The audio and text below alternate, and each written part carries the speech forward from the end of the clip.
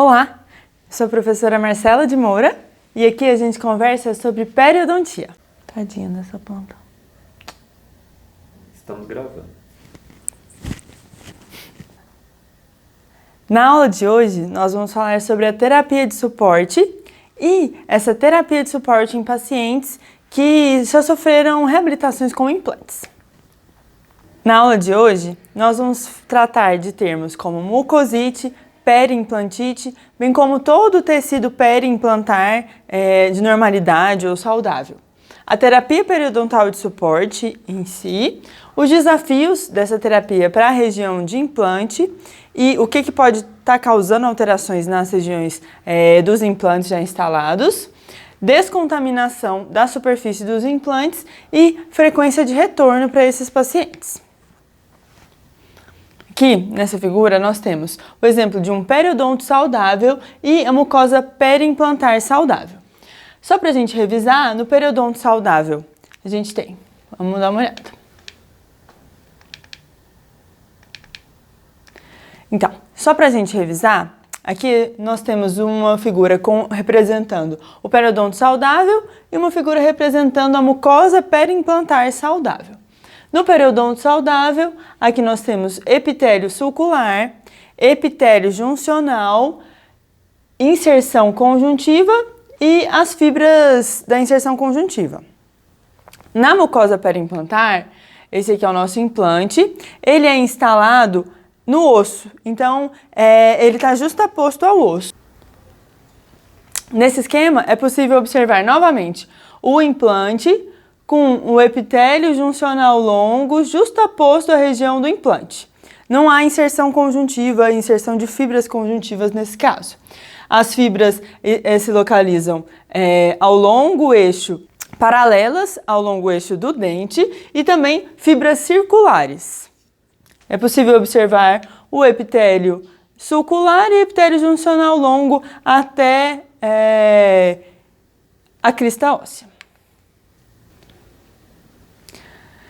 Já nessas figuras, a gente consegue observar mucosite periimplantar e a periimplantite, sendo que a mucosite apresenta inflamação dessa mucosa ao redor do implante e a periimplantite já apresenta uma certa destruição da crista óssea onde o implante foi instalado.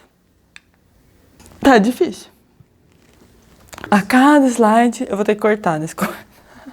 Tudo bem. A terapia periodontal de suporte é um conjunto de procedimentos realizados em intervalos selecionados para ajudar o indivíduo a manter sua saúde periodontal, sua saúde bucal.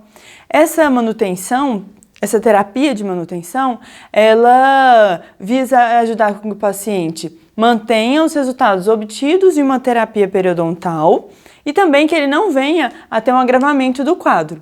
Muitos pacientes, após a terapia periodontal, o tratamento de periodontite, gengivite, eles percebem a melhora dos resultados, então deixam de frequentar o consultório. Isso não pode acontecer por quê? A doença periodontal, ela tem controle, mas ela não tem cura. Então, se o paciente não tem retornos periódicos, se ele não está sempre em manutenção, observando se realmente não teve um agravo em alguma região, um sangramento, ele pode voltar a ter a doença estabelecida. Então, é importante que ele participe sempre dessa terapia de manutenção. Os pacientes que sofreram a instalação de implantes para restabelecer algum dente perdido ou uma genesia, eles precisam também passar pelo tratamento de suporte e esse tratamento de manutenção contínua. Por quê? O tecido periimplantar, da mesma forma que o tecido periodontal, ele pode sofrer influência de acúmulo de biofilme, acúmulo de cálculo, então ter uma lesão de inflamação que pode causar prejuízos a esse implante instalado. Uma inflamação ao redor do implante gera mucosite, periimplantite, pode causar perda óssea progressiva. Essa perda óssea ela é muito difícil de ser tratada e o ideal é prevenir que ela aconteça. Isso pode ser prevenido de várias formas, desde antes da instalação do implante. E a terapia de suporte vai ajudar com que, depois de instalado esse implante, as chances de ter uma doença periimplantar sejam menores. Quais são os aspectos que eu tenho que pensar antes de instalar meu implante, então? Para o implante ter sucesso, ele tem que seguir alguns padrões. Aqui nessas imagens a gente tem algumas medidas do mínimo de tecido que eu tenho que ter. Entre um implante e um dente, eu tenho que ter pelo menos 1,5 milímetros. Entre um implante e outro, pelo menos 3 milímetros. Essas medidas de instalação entre os implantes, entre implante e dente, vão garantir que a crista óssea entre os dois seja mantida, tenha nutrição e que ela não seja perdida. Já nessa outra figura, a gente consegue ver que além das medidas de distância entre dente e implante e entre implantes, eu preciso respeitar uma medida mínima do implante na região vestibular e na região lingual. Porque garantindo uma espessura mínima de 1,8 milímetros nessa região, a gente vai conseguir mascarar melhor aquele aspecto acinzentado que o implante tem por ser um material de titânio. A gente vai ter menor perda, porque a reabsorção óssea na vestibular após uma extração, ela acontece em todos os casos.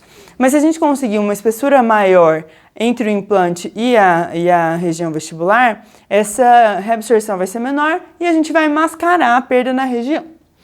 No planejamento do implante é fundamental que a gente observe isso, porque se eu tiver uma deficiência de tecido na vestibular, por exemplo, a longo prazo,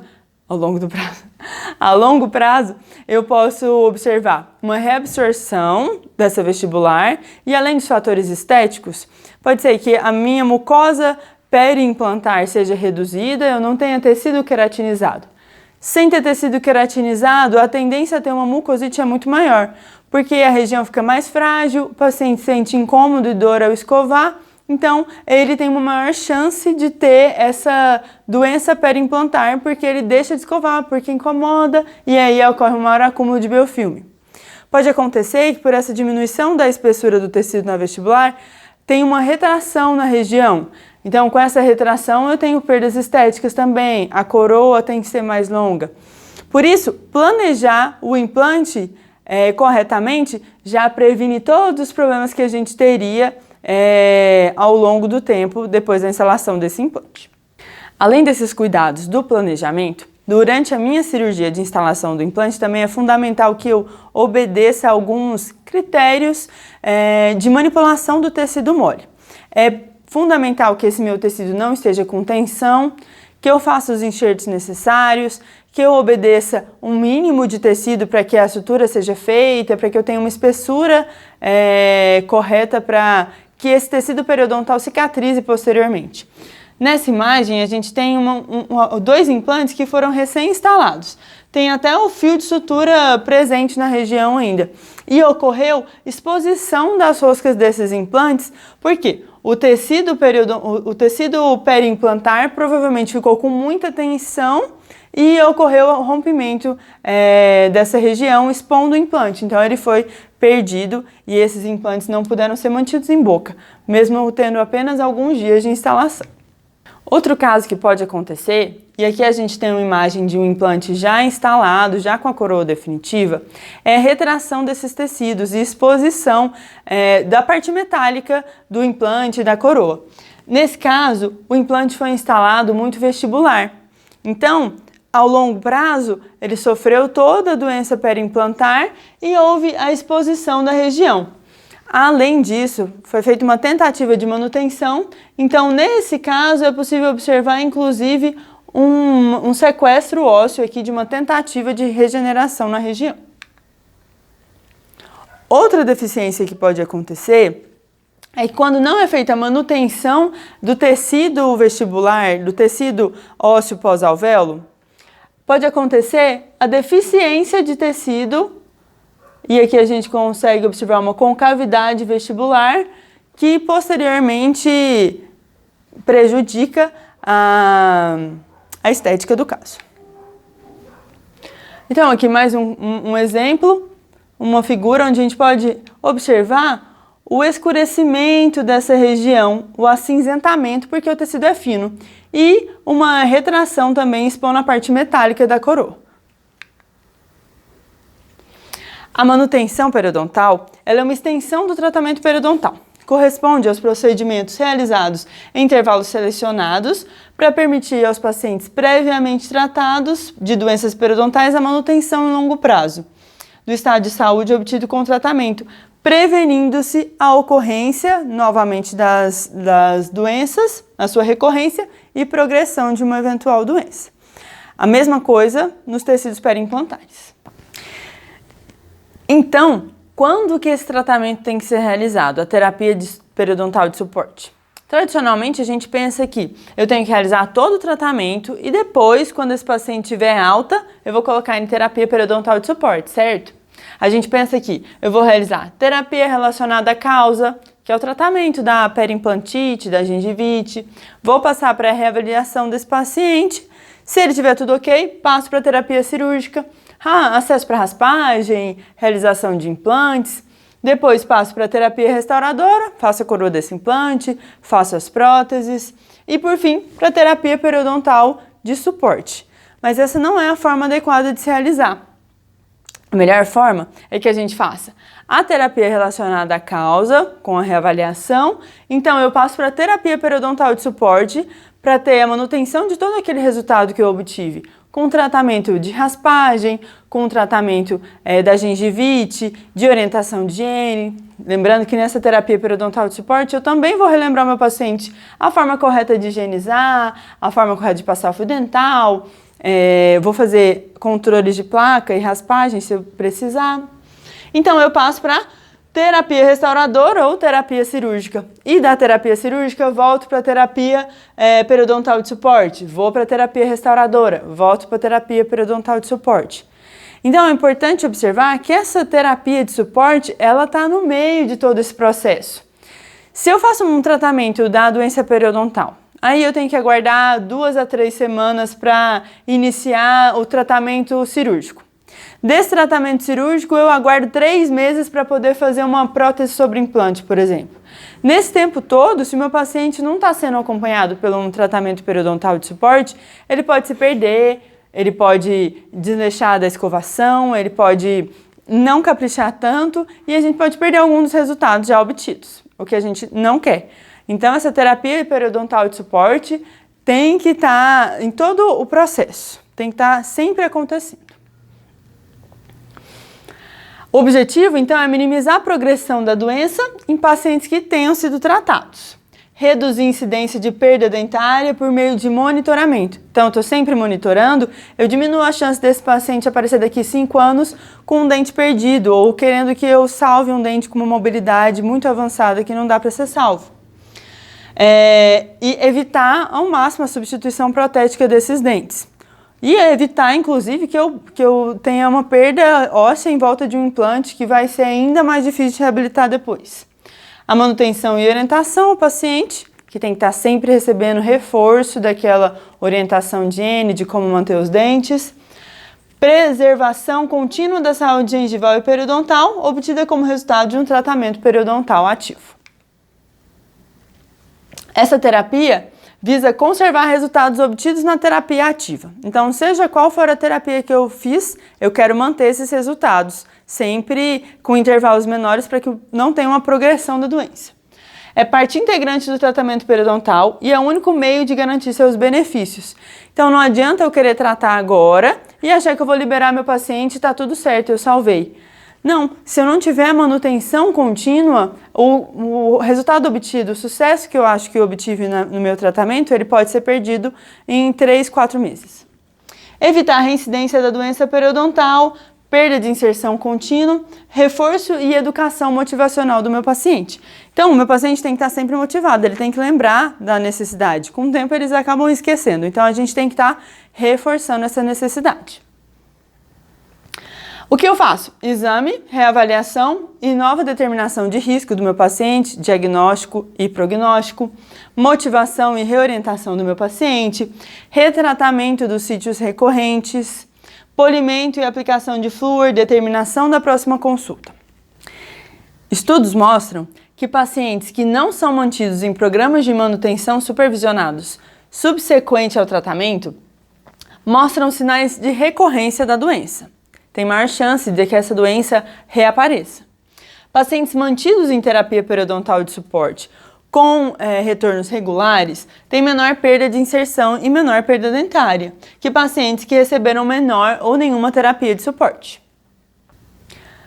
Cerca de 25% dos pacientes retornam ao tratamento, segundo esse estudo, e entre os que retornam, apenas 40% são regulares. Em uma amostra de 414 pacientes na Itália, somente 30% mantiveram o tratamento após 5 anos. Então, é frequente que os pacientes abandonem esse tratamento periodontal de suporte por não compreenderem sua necessidade. E é nosso papel como dentistas de observar esse não aparecimento do paciente e alertá-los quanto à sua necessidade, reforçar que a chance de sucesso do tratamento é muito maior se eles retornam regularmente. Sem contar que se a gente pensar em custos, para o paciente fica mais barato se ele fizer uma manutenção regular do que ter que fazer um tratamento muito grande depois de perder dentes, por exemplo. Sempre que a gente tem um maior comprometimento com o tratamento por parte do paciente, a gente tem uma estabilidade melhor dos resultados obtidos.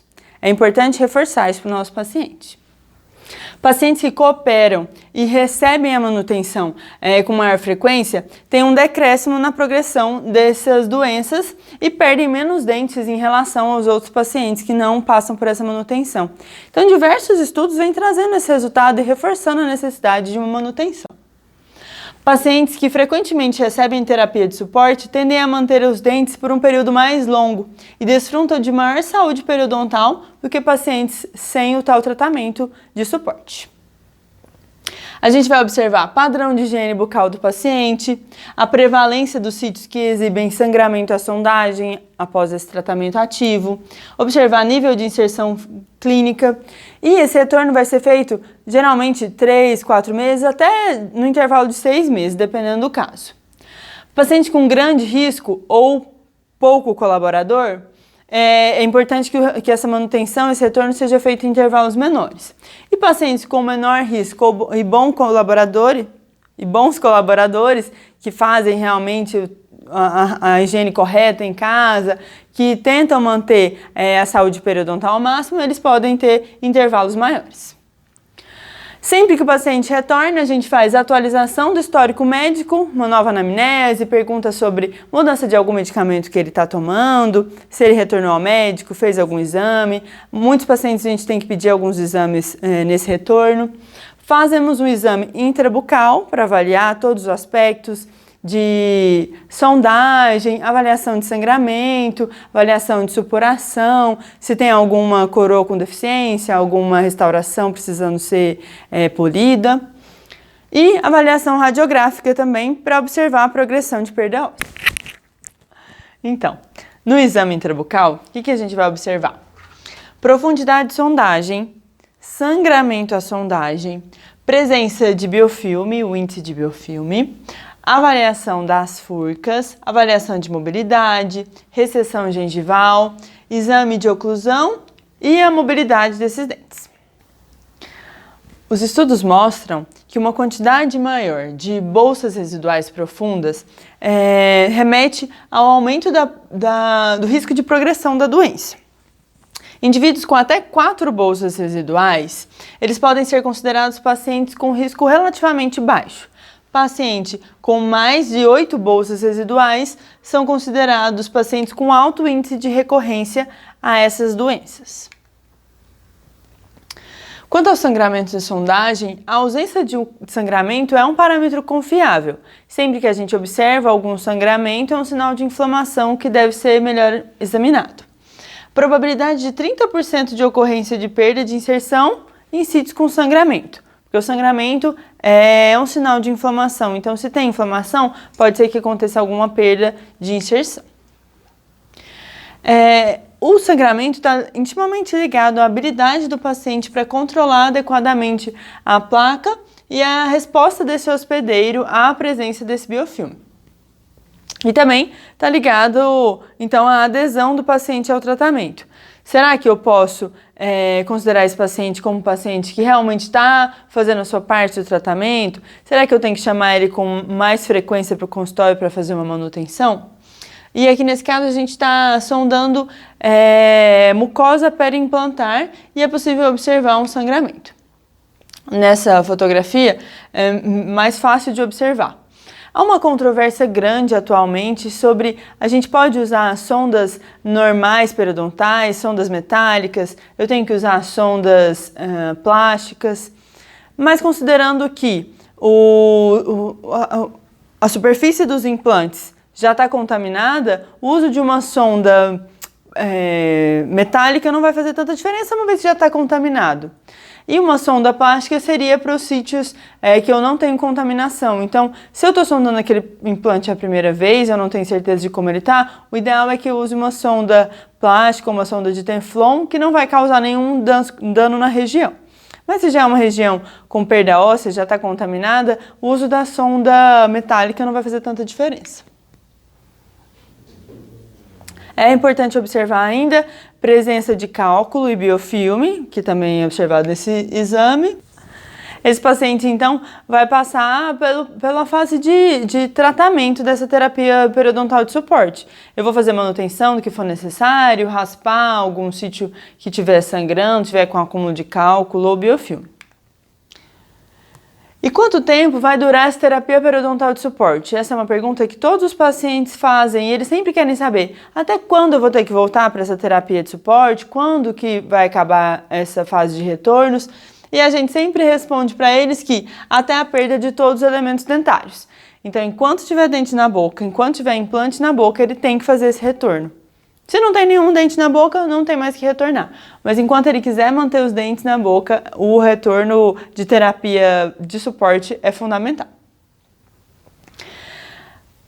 Já na terapia dos implantes, quando a gente tem algum sítio com sangramento, algum sítio com biofilme, a terapia dessas regiões, ela muda um pouquinho. A terapia em implantes ela é muito controversa, ainda não tem um protocolo estabelecido e tem várias opções de tratamento, várias tentativas de estabelecer o que vai ser um protocolo viável, o que vai trazer uma melhoria.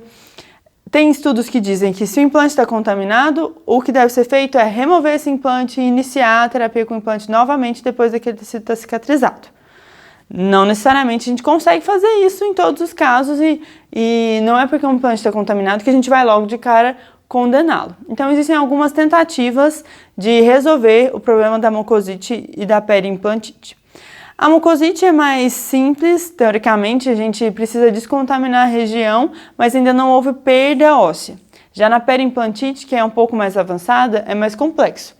E o tratamento vai depender das características de superfície do implante. Esse implante é usinado, é liso, ele é rugoso. Essa característica vai determinar se é mais fácil de higienizar ou um pouco mais difícil essa região já contaminada. O que a gente visa é fazer a remoção completa do biofilme e muitas vezes com abordagem mecânica. Então, se vai ser esfregada uma substância química, utilizando antibióticos, utilizando produtos químicos, utilizando soro, se vai ser feita uma remoção mecânica por remoção das roscas do implante com uso de brocas. São várias terapias possíveis que a gente vai pincelar aqui para vocês. Esse caso, por exemplo, no acompanhamento de 1 ano, 8 anos, 10 anos e 13 anos desse implante, a gente consegue observar a perda óssea, a altura da perda óssea nessa região. Então, toda essa região já foi contaminada, houve perda do osso e o biofilme, o cálculo entrou ali e ocorreu a destruição. Então, será que eu consigo descontaminar uma região tão contaminada? Essa que é a questão no tratamento em implantes. Eu consigo só fazer um esfregaço ali no acesso cirúrgico, remover tecido de granulação, remover biofilme, esfregando uma gase em soro fisiológico? Eu tenho que usar antibióticos sistêmicos e locais? Será que a clorexidina é o melhor material a ser utilizado? Será que é a tetraciclina? Aqui um caso de cirurgia de acesso para descontaminação e a gente consegue observar, olhando ali a estrutura dessa superfície de implante, como ela é rugosa, como ela acumula biofilme. Será que eu consigo mesmo descontaminar essa superfície? Se no tratamento periodontal, no dente, que é uma superfície um pouco mais lisa, já é complicado garantir a descontaminação, imagina uma superfície de implante como essa. E mesmo conseguindo descontaminar ao máximo a minha superfície implantar, surge ainda a dúvida, como nesse caso, se eu fizer o tratamento e preencher com biomaterial, eu consigo a reintegração óssea desse implante? Os estudos mostram que depois de uma descontaminação, fazendo um enxerto na região, eu não consigo uma nova formação óssea aderida ao implante, uma óssea integração. Acontece a formação de um tecido conjuntivo, tipo uma cápsula de tecido conjuntivo ao redor do implante, mesmo que o novo osso tenha sido formado ali muito próximo da região. Então, ficam todas essas dúvidas. Será que alguma terapia periimplantária é suficiente? Ainda restam muitas dúvidas, mas a gente com certeza se baseia na terapia periodontal para tomar as decisões, e vale lembrar que sempre tenho que fazer manutenção periodontal para a gente diminuir a contaminação, para que esse paciente, mesmo tendo implantes instalados, não tenha uma maior contaminação da região e evite ao máximo perder os implantes. Fundamental é planejar o implante desde o começo para que eu tenha menores chances de ter problema. Então, eu tenho um implante posicionado corretamente, eu tenho volume e espessura de tecido correto. Isso pode garantir que o sucesso desse implante seja maior. Queria agradecer a atenção de todos e dizer que estou à disposição para esclarecer qualquer dúvida. Posso o fio então? Deixa pra torcer. Então, no exame intrabucal... Para de rir, que coisa... É que eu gostei do então. A gente pode tomar um sorvete? Posso tomar um sorvete antes? Quando terminar. Eu queria antes. Não, quando terminar. Tá bom. Teste de som. Podemos começar? A gente pode tomar um café antes? Não? Café pode. Então eu quero um café, obrigada. Tá meio gelado esse café já. É o que tem. A gente pode fazer um café novo? Não, melhor não, né? Vamos gravar.